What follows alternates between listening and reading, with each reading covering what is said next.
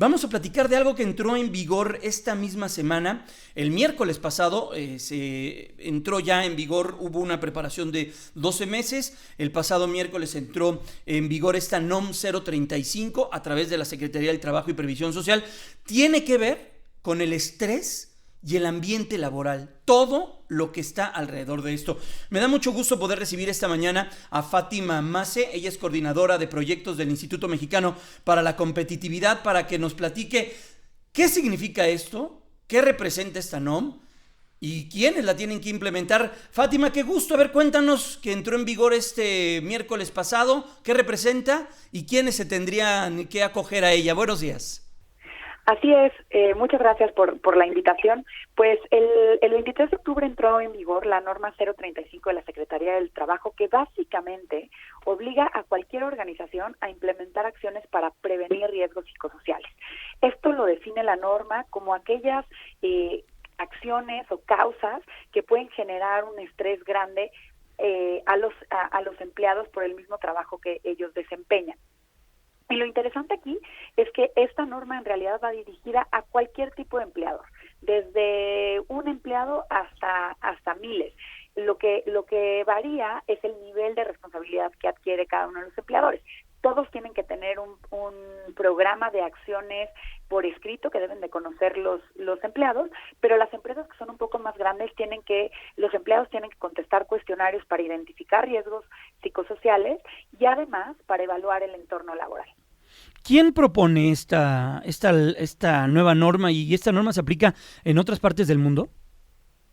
Mira, no tengo conocimiento sobre si hay una norma similar en otras partes del mundo.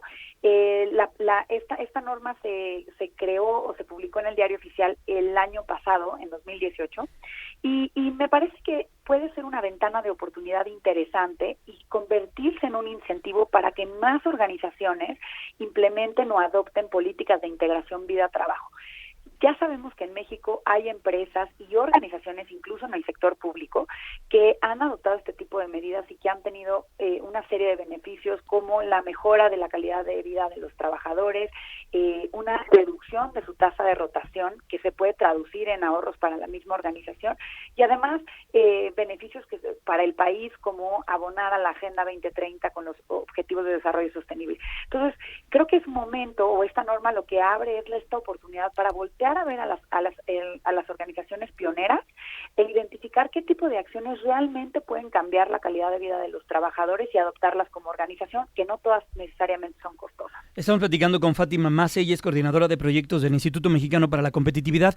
Fátima, necesario en un país que tiene 18 millones de personas que padecen de estrés, lo que representa pues casi el 7% del costo anual sobre la nómina, porque hay ausentismo, porque hay falta de productividad. ¿Esto va en ese sentido? Así es, esto va en ese sentido, en que cada organización se haga responsable de identificar qué es lo que le está generando un estrés excesivo a sus trabajadores y poder tomar acciones para reducir estos riesgos. Ahora, hay que reconocer que las políticas públicas en general no facilitan que un trabajador pueda conciliar sus necesidades personales con la responsabilidad laboral. Te doy dos ejemplos. Es lo que te iba a decir, ¿qué culpa tiene la empresa de lo que pase con nuestro estado de ánimo, por ejemplo? No sé. Mira, sí, realmente creo que aquí hay dos dimensiones, ¿no? Primero, lo que permite la Ley General del Trabajo, por ejemplo, una semana laboral de 48 horas, que es 10 horas por encima del promedio de la OCDE. Uh-huh. Pero otra creo que distinta es lo que está, digamos, en la cancha de los mismos empleadores. Y creo que aquí es donde vale la pena destacar aquellas prácticas que han rendido frutos sin necesariamente ser demasiado costosas. Uh-huh. Y aquí hay varias organizaciones, por ejemplo, que han implementado acciones para darle cierta flexibilidad a sus empleos. No necesariamente quiere decir que todos trabajen en su casa, pero, por ejemplo, otorgar las tardes de los cumpleaños de los colaboradores, que puede ser una necesidad que tenía ese staff y que no necesariamente implica un costo elevado para las organizaciones. Uh-huh. O, por ejemplo, planear ciertos horarios escalonados, de tal manera que la entrada al trabajo pueda ajustarse mucho mejor a otro tipo de responsabilidades que tiene una persona. Este tipo de cosas pueden cambiar la realidad de un trabajador. El tema aquí es que no es sencillo implementarlas porque hay que conocer muy bien a los empleados y las necesidades que ellos tienen.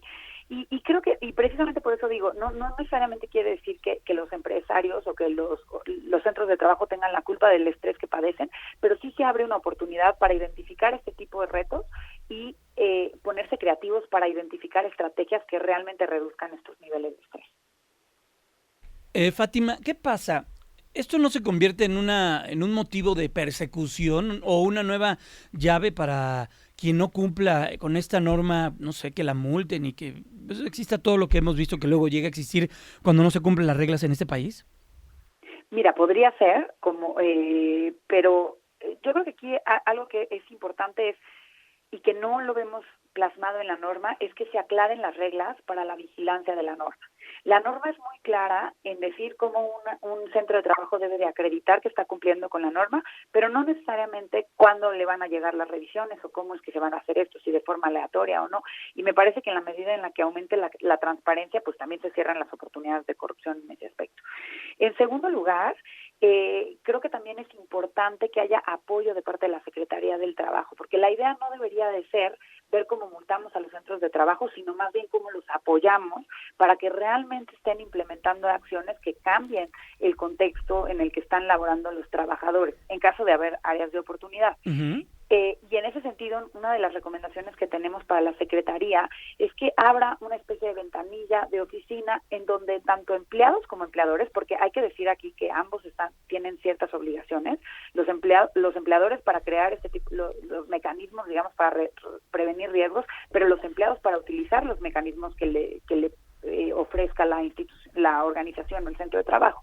Entonces, en la medida en la que haya una ventanilla en donde se puedan aclarar dudas, se den capacitaciones, se ofrezcan talleres, se generen contenidos, creo que podemos lograr que esta norma en realidad aterrice con acciones que mejoren el contexto laboral en México y no que se vuelvan una razón para generarle costos a las empresas, que debemos de decir que para quienes van a ser mucho mayores, pues, o para quienes van a ser más difíciles de enfrentar, es para aquellas empresas que son más pequeñas y que son la mayoría en este país. Cuando esta norma entró en vigor el pasado miércoles, ¿hay un periodo para establecerla? ¿Habrá un año, no sé, algunos meses, semanas?